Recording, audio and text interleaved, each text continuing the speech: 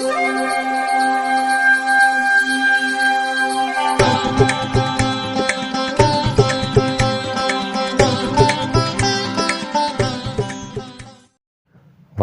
வசந்த காலம் YouTube channel வாயிலாக இந்த இனிய காலை பொழுதில் உங்களுடன் தொடர்பு கொள்வது ஜோதிடர் சண்முகப்பிரியன், சென்னை அடையாறிலிருந்து.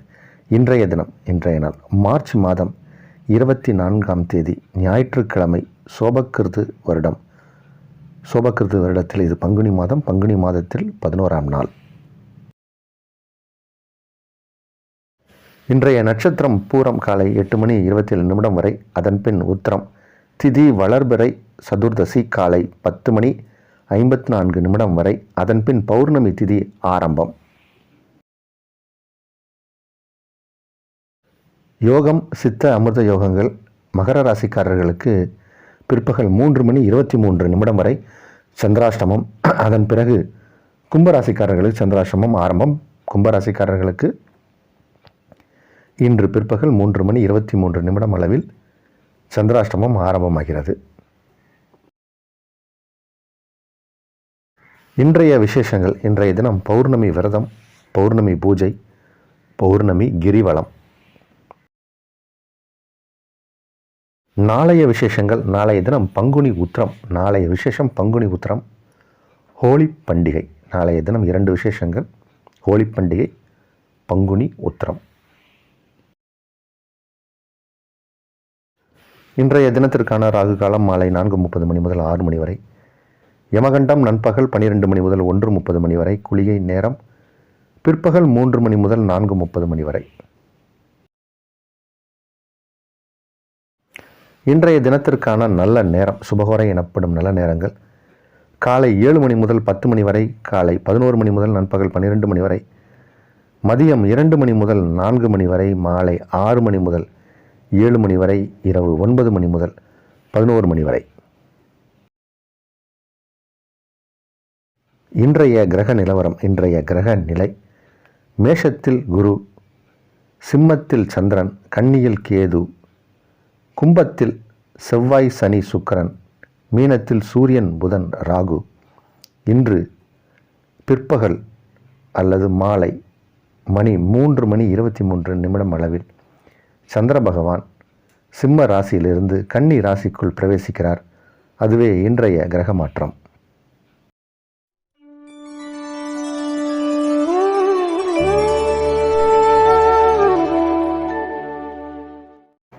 இப்போ நம்ம இருக்கிறது பங்குனி மாதம்.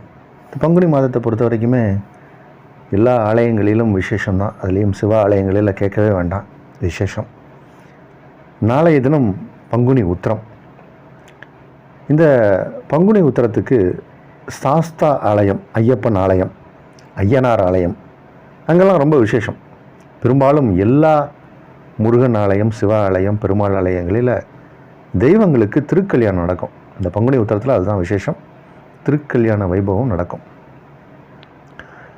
இன்றைக்கி நம்மளுடைய வசந்தகாலம் யூடியூப் சேனலில் ராசி பலன், இன்றைய ராசி பலன் நாளைக்கு நாளைய மறுநாள் ஒளிபரப்பாகாது.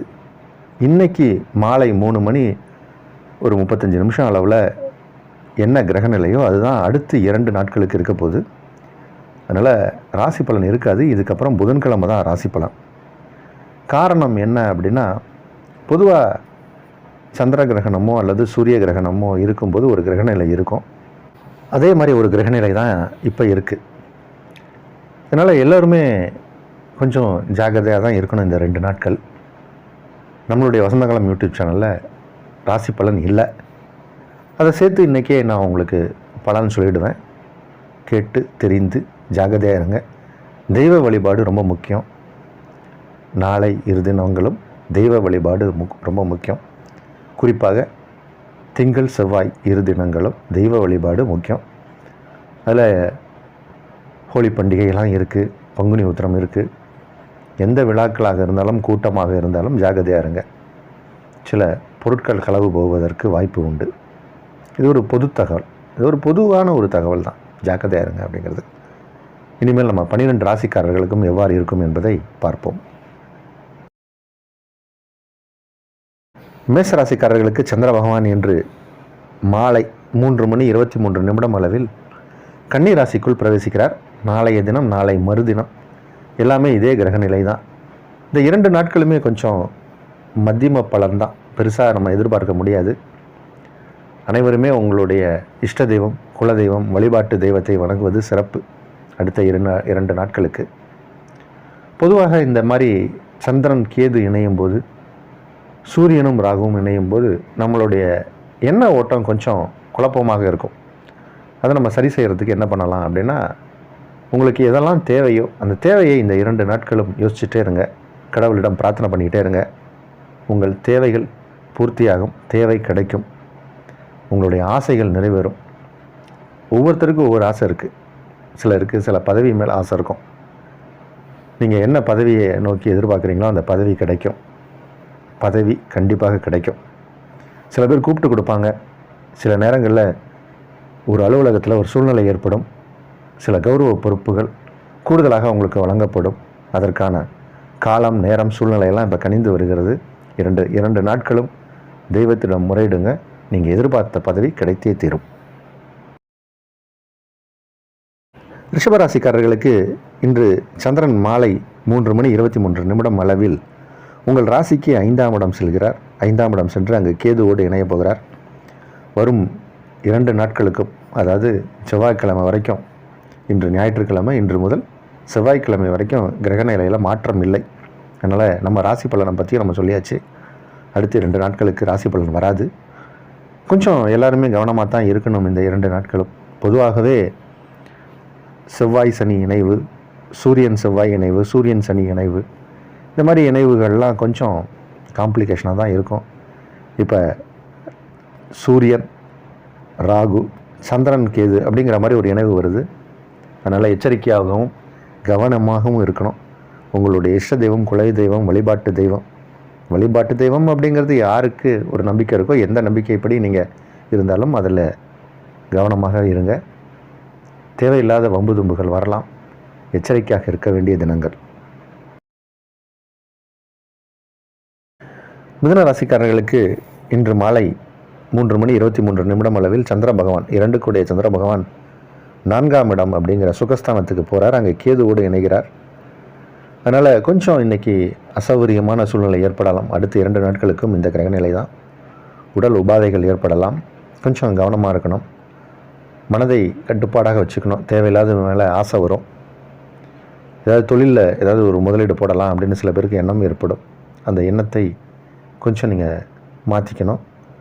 ஒரு 2-3 நாள் ஆகட்டும், அதுக்கப்புறம் பார்க்கலாம். இந்த நாள் ஒரு மத்தியம பலனுக்குரிய நாள். வர இருக்கும் 2 நாட்களும் இதே நிலை தான். கடகராசிக்காரர்களுக்கு உங்கள் ராசி அதிபதி சந்திரன். சந்திரனுக்கு பேர் மனோகாரகன்னு பேர். இந்த மனோகாரகன் இன்றைக்கி மாலையில் 3:23 அளவில் கேதுவோட போய் இணைய போகிறார். அடுத்த 2 நாட்களுக்கு இந்த கிரகநிலை தான். மனோகாரகன் அப்படின்னு சொல்லக்கூடிய இந்த கிரகம் உங்கள் ராசி அதிபதி கேதுவோடு இணையும் போது உங்களுக்கே மன குழப்பம் ஏற்படும். அதனால் இன்றைக்கி கிரிவலம் பண்ணுங்கள். தெய்வ வழிபாடு முக்கியம். அடுத்த 2 நாட்களுக்கும் உங்களுடைய இஷ்ட தெய்வம், வழிபாட்டு தெய்வம், குலதெய்வத்தை வழிபடுவதால் உங்களுடைய எண்ணங்கள், நல்ல எண்ணங்கள் ஈடேறும். உங்களுடைய அபிலாஷைகள், ஆசைகள் நிறைவேறும். சிம்மராசிக்காரர்களுக்கு சந்திர பகவான் உங்கள் ராசியை கடக்க போகிற நாள் இன்னைக்கு. இன்று மாலை 3:23 அளவில் சந்திர பகவான் உங்கள் ராசியை கடந்து 2ஆம் இடமான கன்னிக்குள் பிரவேசிக்கிறார். இந்த சந்திரன் கன்னிக்குள் பிரவேசிக்கும் போது அதற்கு 7ஆம் இடத்தில் சூரியன் ராகுவோடு இணைந்து காணக்கூடிய ஒரு நிலை. இந்த மாதிரி இருக்கும்போது மனம் குழப்பம் அடையும். தேவையில்லாத விஷயங்கள்லாம் அப்போ தான் நமக்கு நிற்கும் நம்ம முன்னாடி. எதிர்மறை எண்ணம் கொண்டவர்கள், இந்த மாதிரியான நபர்களெல்லாம் சந்திக்க நேரிடலாம். குடும்பம் வரைக்கும் தனிமையாக இருங்க. உங்களுடைய எண்ணங்கள், அதாவது உங்களுடைய ஆசைகள், இதை எல்லாத்தையுமே தெய்வத்திடம் முறையிடுங்க. அடுத்த 2 நாட்களுக்கு உங்கள் ஆசைகள் நிறைவேறும். கொஞ்சம் மத்தியம பலனுக்குரிய நாட்கள் தான் வர இருக்கும் 2 நாட்களும்.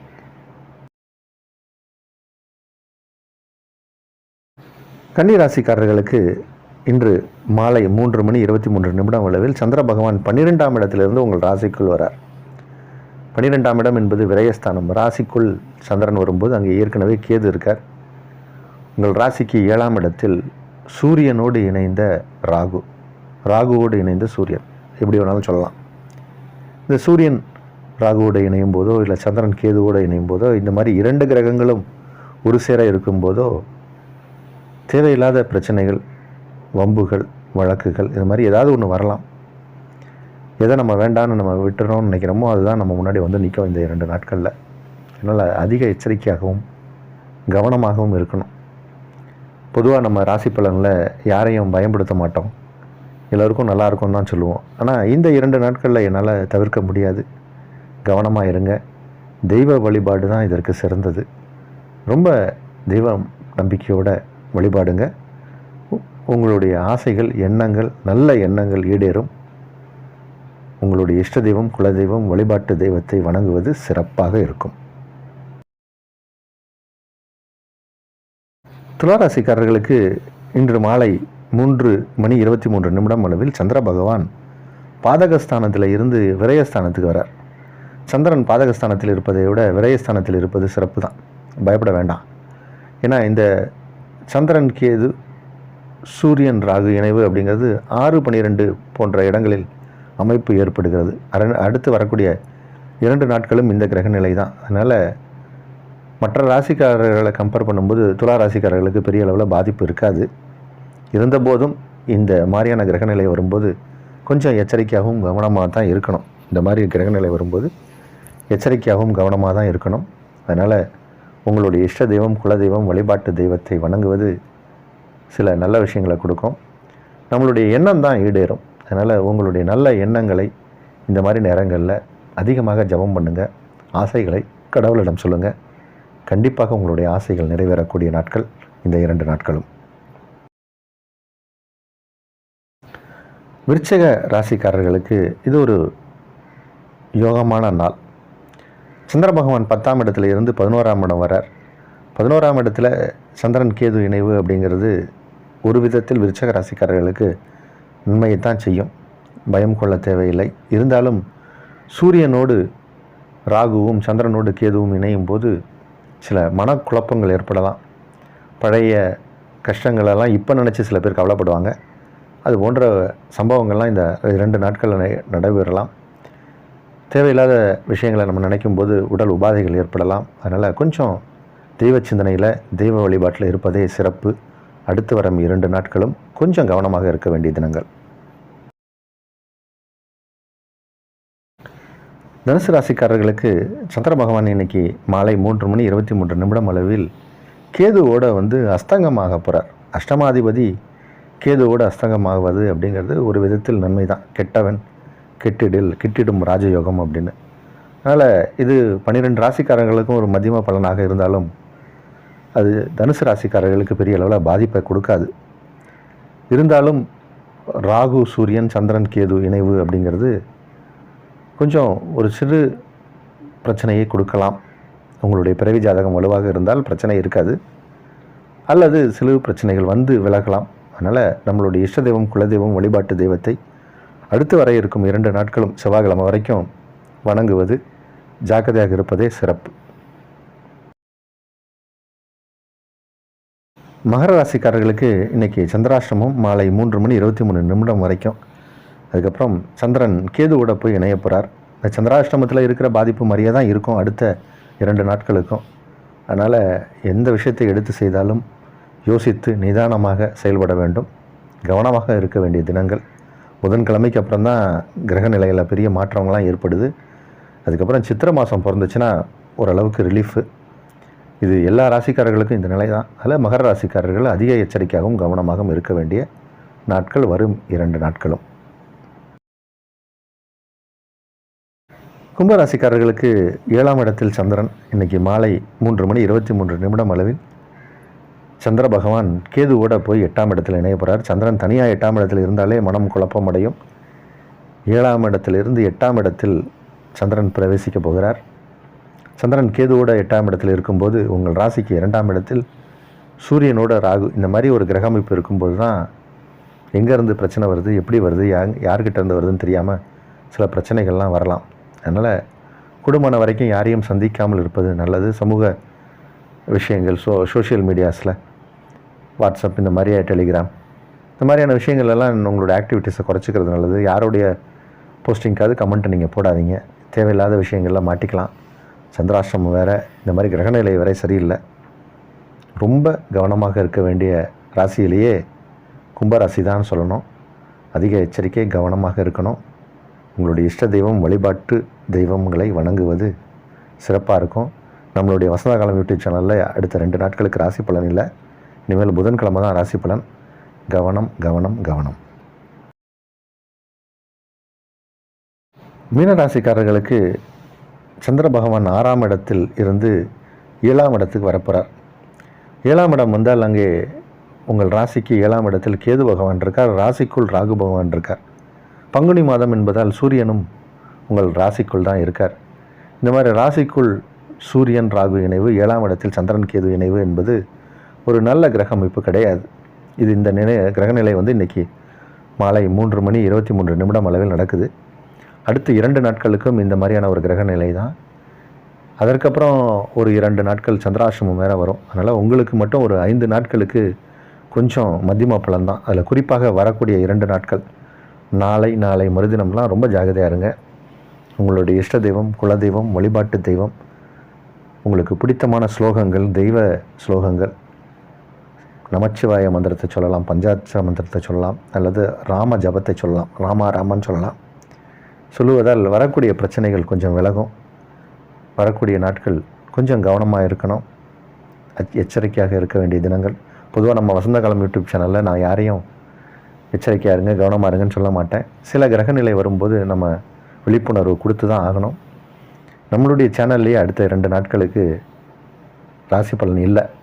இனிமேல் புதன்கிழமை தான் 27ஆம் தேதி தான் நம்மளுடைய ராசி பலன் வரும். எல்லாருமே ஜாக்கிரதையாகவும் கவனமாகவும் இருப்பது சிறப்பு. எல்லோரையும் மீண்டும் புதன்கிழமை சந்திக்கிறேன். வாழ்க வளமுடன்.